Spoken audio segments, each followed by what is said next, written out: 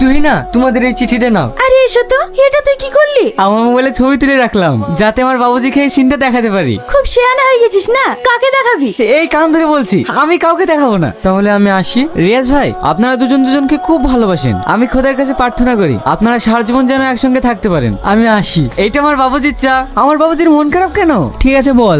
এক দেশে ছিল এক রাজা, তার ছিল এক সুন্দর রাজকন্যা। ওই দেশের এক পিয়নকে ভালোবাসতো। খুব গল্পের মানুষ হয়ে গেছি না?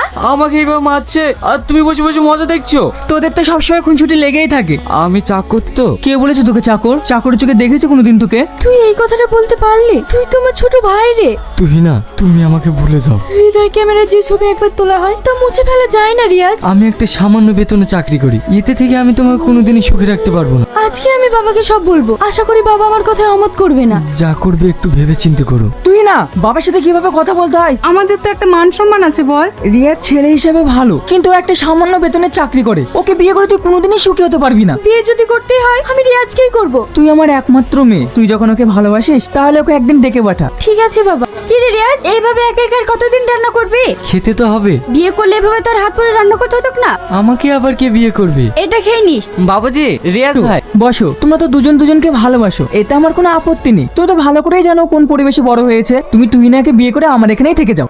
আপনি আমাকে ঘর জামাই থাকতে বলছেন? আমি গরিব হতে পারি, তাই বলে নিজেকে বিক্রি করে দিতে পারি না। আপনি বাবুজির কথায় রাজি হয়ে যান। আমি ঘর জামাই থাকতে পারবো না, আমার মান সম্মান আছে। বাবা, রিয়াজ কি বললো? কারণ ও আমার কথা রাজি হলো না। আমিও চাই না বাবা। তাহলে আমিও এই বিয়ে মেনে নিতে পারবো না। তুমি মেনে নেবে না নেবে সেটা তোমার ব্যাপার। আমি রিয়াজকেই বিয়ে করব। বাবার মুখের উপরে কথা। রিয়াজকে বিয়ে করলে এই বাড়িতে তোমার কোনো জায়গা নেই। আমি এক্ষুনি বাড়ি থেকে চলে যাচ্ছি।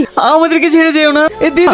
দিদিকে যেতে বারণ করো না। দুদিন গিয়ে থেকে আসো, আপনিই বুঝতে পারবে খিদের জ্বালাটা কি। তোমার এই খাবার খেতে কষ্ট হচ্ছে না? তোমার ভালো ভালো দামি দামি খাবার খাওয়ার অভ্যাস। এটা আমার গর্ব, কারণ এতদিন আমি খেয়েছি বাবার টাকার খাবার, আমার নিজের স্বামী রোজগারি টাকার খাবার। এ নিয়ে তুমি একটু ভাববেন।